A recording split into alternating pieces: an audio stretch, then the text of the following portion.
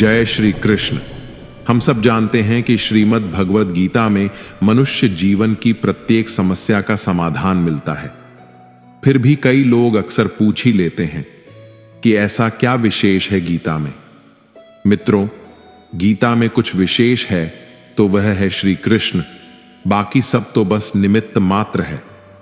इसीलिए इसे धरती के हर इंसान को पढ़ना और समझना चाहिए ताकि वह अपनी जिंदगी में सुख, शांति और सफलता को प्राप्त कर सके। लेकिन आज की भागदौड़ भरी व्यस्त जिंदगी में भगवद गीता के 18 अध्यायों के 700 श्लोकों को पढ़ पाना और उन्हें ठीक से समझ पाना हर किसी के लिए थोड़ा मुश्किल हो जाता है। इसीलिए आज के इस बेहद ही खास वीडियो में हम श्रीमद् भगवद गीता के 18 अध्यायों के 700 श्लोकों के सार के बारे में बात करेंगे, जिन्हें आज की पीढ़ियों के प्रत्येक मनुष्य के लिए, चाहे वह कोई भी हो, किसी भी आयु वर्ग का हो, उसके करियर का, जीवन का, रिश्तों का, उसकी प्रत्येक समस्याओं का समाधान करने के लिए बहुत ही आसान भाषा में आपको समझाया जाएगा। अगर आप भगवद गीता के इस बहुमूल्य ज्ञान का लाभ अधिक से अधिक लेना चाहते हैं तो इस गीता सार को पूरा अंत तक सुने और इन विचारों को आप हर रोज सुबह अपने दिन की शुरुआत में और रात में सोने से पहले जरूर सुने।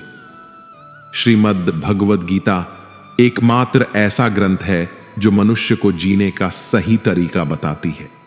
कहा जाता है कि जिस घर में भगवद गीता का पाठ हर रोज पढ़ा जाता है या सुना जाता है, उस घर में भगवान श्री कृष्ण स्वयं आते रहते हैं। श्रीमद् भगवद गीता में भगवान श्री कृष्ण कहते हैं कि हे अर्जुन, मैं सभी प्राणियों के हृदय में स्थित सबकी आत्मा हूं। संपूर्ण प्राणियों का आदि, मध्य और अंत भी मैं ही हूं। मैं ग्रहों में सूर्य हूं, वेदों में सामवेद हूं, देवों में इंद्र हूं, इंद्रियों में मन हूं। मैं ब्रह्मा हूं, मैं विष्णु हूं, मैं महेश हूं। जलाशयों में मैं समुद्र हूं, पर्वतों में मैं हिमालय हूं। इस संपूर्ण संसार में तुम जो कुछ भी देख पाते हो, सब मैं ही हूं। श्री कृष्ण कहते हैं, यह संसार मेरी ही माया है। यह संसार मुझसे ही उत्पन्न हुआ है। मैं ही इसका पालन पोषण करता हूं और मैं ही इस सृष्टि का विनाश भी करता हूं। मैं भूत, वर्तमान और भविष्य के सभी प्राणियों को जानता हूं, लेकिन वास्तविकता में मुझे कोई नहीं जानता। श्री कृष्ण कहते हैं, जिस तरह प्रकाश की ज्योति अंधेरे में चमकती है, ठीक उसी प्रकार सत्य भी चमकता है। इसलिए मनुष्य को हमेशा सत्य की राह पर चलना चाहिए। मृत्यु एक अटल सत्य है जिसे कभी बदला नहीं जा सकता है। इस संसार का जब से निर्माण हुआ है, तब से जन्म मृत्यु का चक्र चलता आ रहा है। कोई मनुष्य चाहे लाख चीजें जान ले, चाहे वह पूरे जगत को जान ले, लेकिन अगर वह स्वयं को नहीं जानता तो वह अज्ञानी है। अगर कोई आपको ठुकरा दे तो बुरा मत मानना, क्योंकि वे वास्तव में आपकी कीमत नहीं जानते। जो रिश्ता हमें रुला दे, उससे गहरा कोई रिश्ता नहीं, और जो रिश्ता हमें रोता हुआ छोड़ दे, उससे कमजोर कोई रिश्ता नहीं। हमेशा शांत रहें, इससे आप अपने जीवन में खुद को बहुत मजबूत पाएंगे, क्योंकि लोहा ठंडा होने पर ही मजबूत होता है, पर गर्म होने पर उसे किसी भी आकार में ढाला जा सकता है। किसी विपत्ति के समय आपको ये 7 गुण बचाएंगे: आपका ज्ञान, आपकी विनम्रता, आपकी बुद्धि, आपके भीतर का साहस, आपके अच्छे कर्म, सच बोलने की आदत और ईश्वर में विश्वास। आत्मा हमेशा जानती है कि सही क्या है और गलत क्या है, लेकिन मनुष्य के सामने चुनौती तो मन को समझने की होती है। मुश्किल समय में व्यक्ति अकेला हो जाता है, लेकिन मुश्किलों की वजह से वही व्यक्ति मजबूत हो जाता है। जो आपको सम्मान दें, उसी को सम्मान दीजिए। हैसियत देखकर सर झुकाना कायरता का लक्षण है। हे अर्जुन, जो ना कभी हर्षित होता है, न किसी से द्वेष करता है, न शोक करता है, न कामना करता है, जो शुभ और अशुभ संपूर्ण कर्मों का त्यागी है, वह ज्ञानी मनुष्य मुझको अति प्रिय है। मुझे पाने के 3 तरीके हैं, ध्यान योग, ज्ञान योग और कर्म योग, और इन सब में कर्म योग सबसे प्रधान है। भागवत गीता में श्री कृष्ण बताते हैं कि पृथ्वी पर जिस प्रकार मौसम का बदलाव होता रहता है, उसी प्रकार हमारे जीवन में भी सुख दुख आते रहते हैं। इनसे हमें विचलित नहीं होना चाहिए।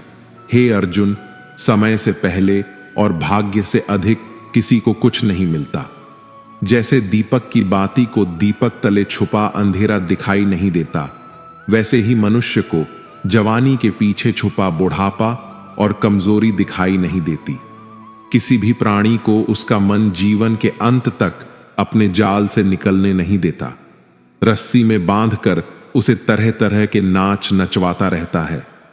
वह जीव को इतनी फुर्सत ही नहीं देता है कि वह अपने अंतर्मन में झांक कर अपनी आत्मा को पहचाने और आत्मा के अंदर जिस परमात्मा का प्रकाश है, उस परमात्मा का साक्षात्कार करे, उसे देख सके। जब भगवान श्री कृष्ण से अर्जुन पूछते हैं कि हे केशव, यह सब मानकर भी कि आत्मा नित्य, सनातन और अजन्मा है, उसे शस्त्र नहीं काट सकते, आग नहीं जला सकती, फिर भी प्राणी की आत्मा को दुख, सुख, शोक, खुशी, मान अपमान, पीड़ा और आनंद का एहसास क्यों होता है? तब भगवान श्री कृष्ण कहते हैं, हे पार्थ, मैंने पहले ही तुम्हें बताया कि सुख दुख का आभास करना आत्मा का काम नहीं, शरीर का काम है। तब अर्जुन कहते हैं, हे केशव, शरीर को दुख और पीड़ा तभी होगी जब शरीर को कोई चोट लग जाए या उसका कोई अंग कट जाए।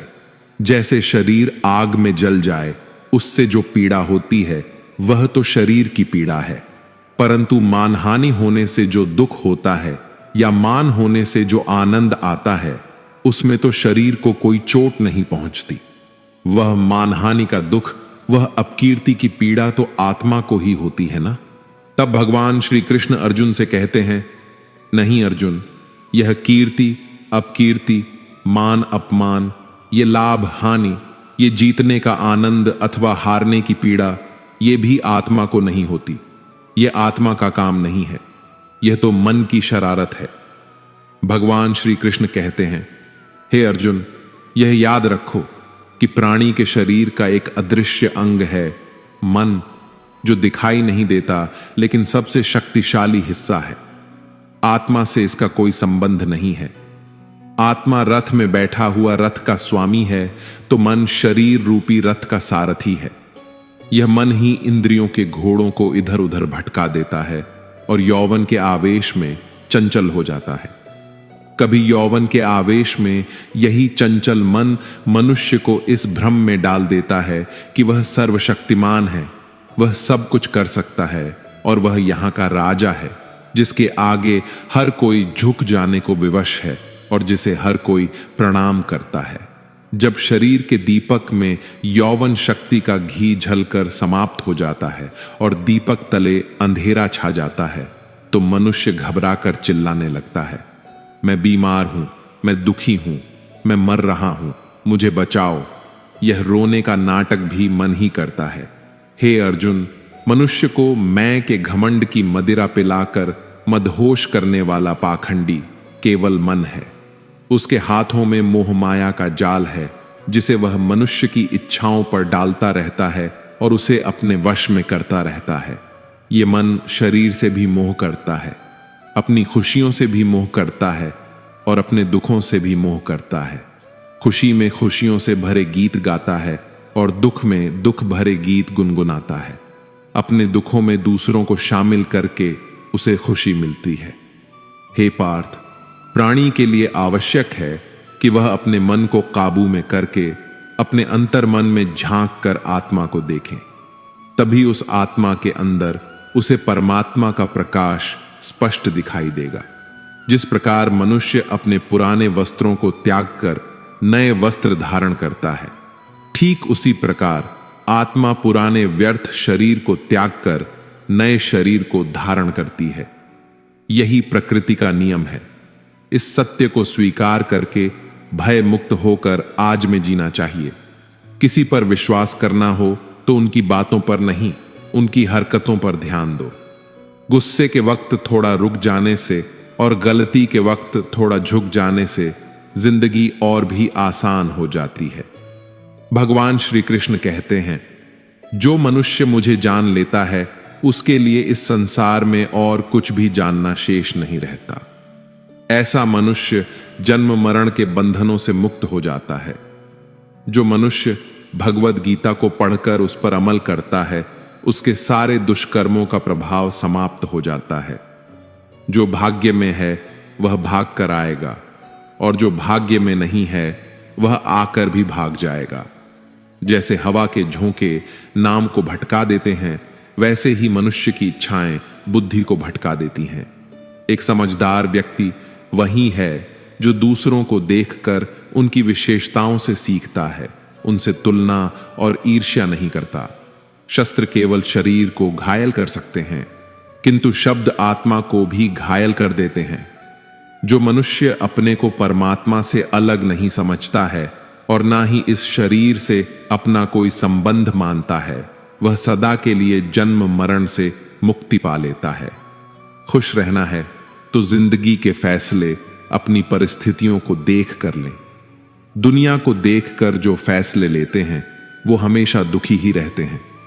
जो व्यक्ति आध्यात्मिक जागरूकता के शिखर तक पहुंच चुके हैं उनका मार्ग है निस्वार्थ कर्म, और जो भगवान के साथ संयोजित हो चुके हैं उनका मार्ग है स्थिरता और शांति।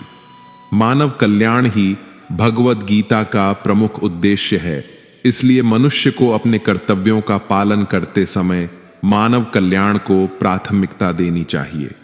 श्री कृष्ण कहते हैं, जो तुम्हारा साथ देता है तुम उसका साथ दो, जो तुम्हें धोखा देता है तुम उसे त्याग दो। जिस जगह आपका सम्मान नहीं हो वहां पर कभी जाना नहीं चाहिए, वरना लोग आपको कमजोर और मूर्ख समझेंगे। जहां बारिश ना हो वहां फसल खराब हो जाती है और जहां संस्कार ना हो वहां नस्ल खराब हो जाती है। जो लोग यह कहते हैं मेरे पास समय नहीं है, असल में उनके पास समय तो है लेकिन उनके खास रिश्तों की गिनती में आपका नाम ही नहीं है। हे अर्जुन, वह जो वास्तविकता में मेरे उत्कृष्ट जन्म और गतिविधियों को समझता है वह शरीर त्यागने के बाद पुनः जन्म नहीं लेता और मेरे परम धाम को प्राप्त होता है। वह व्यक्ति जो सभी इच्छाएं त्याग देता है और मैं और मेरा की लालसा और भावनाओं से मुक्त हो जाता है, उसे अपार शांति की प्राप्ति होती है। जिस मनुष्य के अंदर ज्ञान की कमी होती है और ईश्वर में श्रद्धा नहीं होती, वह मनुष्य जीवन में कभी भी आनंद और सफलता को प्राप्त नहीं कर पाता। ईश्वर ने हमें जो कुछ भी दिया है वही हमारे लिए पर्याप्त है और यही एक अटल सत्य भी है। संयम, सदाचार, स्नेह एवं सेवा, ये गुण सत्संग के बिना नहीं आते। ईश्वर से की गई प्रार्थना से इंसान की स्थिति या तकदीर बदले या ना बदले, पर उस प्रार्थना से इंसान के चरित्र में जरूर बदलाव आता है। बात इतनी मधुर रखो कि कभी वापस भी लेनी पड़े तो स्वयं आपको कड़वी ना लगे। खुद में थोड़ा स्वाभिमान होना जरूरी है, वरना लोग आपको वहां भी दबाने की कोशिश करेंगे जहां आपका अधिकार है। कोई एक महापुरुष आत्मा को आश्चर्य की भांति देखता है, वैसा ही दूसरा कोई महापुरुष ही इसके तत्व का आश्चर्य की भांति वर्णन करता है, तथा दूसरा कोई अधिकारी पुरुष ही इसे आश्चर्य की भांति सुनता है और कोई कोई तो सुनकर भी इसको नहीं जानता। श्री भगवान कहते हैं, दुख सुख को समान समझने वाले जिस धीर पुरुष को ये इंद्रिय और विषयों के सहयोग व्याकुल नहीं करते, वह मोक्ष के योग्य होता है। जब तक तुम अपने आप से नहीं हार जाओ तब तक दुनिया की कोई ताकत तुम्हें हरा नहीं सकती है। कमजोर तुम नहीं, तुम्हारा वक्त है और वक्त सबका बदलता है। तुम बस अपना कर्म करते रहो। जिसने कभी संकट नहीं देखा उसे अपनी ताकत का कभी एहसास नहीं होगा। जो दूसरों की तकलीफों को समझते हैं, जिनमें दया है, जो दिल से अच्छे हैं, उन्हें दोबारा जन्म नहीं लेना पड़ता है। किसी को कुछ देकर घमंड मत कर, क्या पता तू दे रहा है या पिछले जन्म का कर्ज चुका रहा है। घमंडी मनुष्य का वंश, वैभव और प्रतिष्ठा तीनों ही चले जाते हैं। विश्वास ना हो तो रावण, कौरव और कंस को देख लो।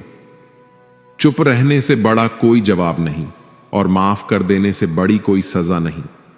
जिस मनुष्य के पास सब्र की ताकत है, उस मनुष्य की ताकत का कोई मुकाबला नहीं कर सकता। हमारी व्यर्थ की चिंता और मन का भय एक ऐसा रोग होता है जिससे हमारी आत्मीय शक्ति बिखर जाती है। मनुष्य को जीवन की चुनौतियों से भागना नहीं चाहिए और ना ही भाग्य और ईश्वर की इच्छा जैसे बहानों का प्रयोग करना चाहिए। यज्ञ से बचे हुए अन्न को खाने वाले श्रेष्ठ पुरुष सब पापों से मुक्त हो जाते हैं, और जो पापी लोग अपना शरीर पोषण करने के लिए ही अन्न पकाते हैं, वे तो पाप को ही खाते हैं। अर्थात जो लोग ईश्वर को याद किए बिना अपने जिंदा रहने में ही लगे रहते हैं, उन्हें चोर समझना चाहिए। केवल ज्ञान ही एक ऐसा अक्षय तत्व है जो कहीं भी, किसी भी अवस्था में और किसी भी हाल में मनुष्य का साथ नहीं छोड़ता। धरती पर जिस प्रकार मौसम में बदलाव आता है, उसी प्रकार जीवन में भी सुख दुख आता जाता रहता है। युद्ध हो या जीवन, सफलता केवल 3 शस्त्रों से प्राप्त होती है: धर्म, धैर्य और साहस। कोई भी मनुष्य अपने जन्म से नहीं बल्कि अपने कर्मों से महान बनता है। कुछ पाना है तो खुद पर भरोसा कीजिए, क्योंकि सहारे कितने भी सच्चे और अच्छे क्यों ना हो, साथ छोड़ ही जाते हैं। मित्र गरीब है या अमीर, यह मायने नहीं रखता, बल्कि वह आपके बुरे समय में आपका साथ कितना देता है, यह मायने रखता है। धर्म चाहे जो भी हो, अच्छे इंसान बनो, हिसाब हमारे कर्म का होगा, धर्म का नहीं। खुशी के लिए काम करोगे तो खुशी नहीं मिलेगी, लेकिन खुश होकर काम करोगे तो खुशी जरूर मिलेगी। जब आप दूसरों के लिए अच्छा चाहते हैं तो वही अच्छी चीजें आपके जीवन में भी वापस आती है। यही प्रकृति का नियम है। आपका मूल्य इससे तय नहीं होता कि आप क्या हैं, यह इससे तय होता है कि आप खुद को क्या बनाने की क्षमता रखते हैं। हंसता हुआ मन और हंसता हुआ चेहरा, यही सच्ची संपत्ति है। जितना इंतजार वो आपसे करवा रहा है, स्मरण रखिएगा, समय आने पर वो इतना देगा कि संभाल भी नहीं पाओगे। कोई आपका साथ ना दे तो निराश मत होना, क्योंकि परमात्मा से बड़ा हमसफर कोई नहीं होता। खुशी आजादी पर निर्भर होती है, और आजादी इस बात पर निर्भर होती है कि आप कितने साहसी हैं। विश्वास के बगैर इस दुनिया में कोई भी रिश्ता ज्यादा देर तक कायम नहीं रह सकता। यदि किसी भूल के कारण कल का दिन दुख में बिता है, तो उसे याद करके आज का दिन व्यर्थ ना करें। बहुत से ऐसे लोग हैं जो कर्म करते हुए ही परम सिद्धि को प्राप्त हुए थे। जनक इत्यादि ज्ञानी जन भी आसक्ति रहित कर्म द्वारा ही परम सिद्धि को प्राप्त हुए थे। इसलिए मनुष्य को हमेशा अच्छे कर्म करने चाहिए और फल की अभिलाषा से दूर रहना चाहिए। हे अर्जुन, मेरा इन तीनों लोकों में ना तो कुछ कर्तव्य है और ना ही मुझे कोई वस्तु प्राप्त करने योग्य है, फिर भी मैं कर्म करते हुए अपने कर्तव्य का निर्वाह करता हूं। श्री भगवान कहते हैं, हे पार्थ, यदि मैं कर्मों को करने में सावधानी न बरतूं तो बड़ा अनर्थ हो जाएगा, क्योंकि मनुष्य सब प्रकार से मेरे ही मार्ग का अनुसरण करते हैं। इस दुनिया में हारे हुए इंसान की और तकलीफ में पड़े हुए इंसान की कोई मदद नहीं करता, और अगर कोई इंसान थोड़ा सा सफल हो जाए तो उससे कोई खुश नहीं होता। इसलिए अपना दुख किसी को बताओ मत और अपनी खुशी किसी के आगे जतातो मत। मनुष्य का आहार हमेशा सात्विक और संतुलित होना चाहिए। जिस इंसान को यह समझ नहीं कि क्या खाना चाहिए, कितना खाना चाहिए, कहां खाना चाहिए और कैसे खाना चाहिए, वह परमात्मा को कभी नहीं पा सकता। जो मंदबुद्धि मनुष्य सिर्फ दिखावे के लिए कहता है कि उसने समस्त इंद्रियों को वश में कर लिया है, परंतु वह मन ही मन उन इंद्रियों के विषयों का चिंतन करता रहता है, वह मनुष्य मिथ्याचारी अर्थात दंभी कहा जाता है। जो पुरुष परंपरा से नहीं चलता, सृष्टि चक्र के नियमों का पालन नहीं करता, अर्थात अपने कर्तव्य का पालन नहीं करता, वह इंद्रियों के द्वारा भोगों को भोगने वाला पापी पुरुष व्यर्थ ही जीता है। परंतु जो मनुष्य आत्मा में ही रमण करने वाला और आत्मा में ही तृप्त तथा आत्मा में ही संतुष्ट हो, उसके लिए कोई कर्तव्य नहीं है। आत्मा का मतलब यहां सबसे बड़ा सच है, और जो सत्य को समझता है, सत्य में ही खुश होकर सत्य में ही रहता है, उसके लिए कोई कर्तव्य नहीं है। लेकिन ऐसा कोई लाखों करोड़ों में एक होता है। उस महापुरुष का इस विश्व में न तो कर्म करने से कोई प्रयोजन रहता है और न कर्मों के न करने से ही कोई प्रयोजन रहता है, तथा संपूर्ण प्राणियों में भी इसका स्वार्थ से कोई संबंध नहीं रहता। कहने का सीधा मतलब है कि जिसे परमात्मा मिल चुका है, वह कोई और दूसरा कर्म क्यों करे। जो ज्ञानी हैं, जिन्हें ईश्वर की सच्चाई मालूम हो चुकी है, उनकी यह जिम्मेदारी बन चुकी है कि उनके काम करने के तरीके से कहीं किसी और के मन में काम करने के प्रति अश्रद्धा या अपमान ना पैदा हो जाए। इसलिए उन ज्ञानी जनों के लिए यह जरूरी है कि वे ऐसा उदाहरण सामने रखें जिससे हर कोई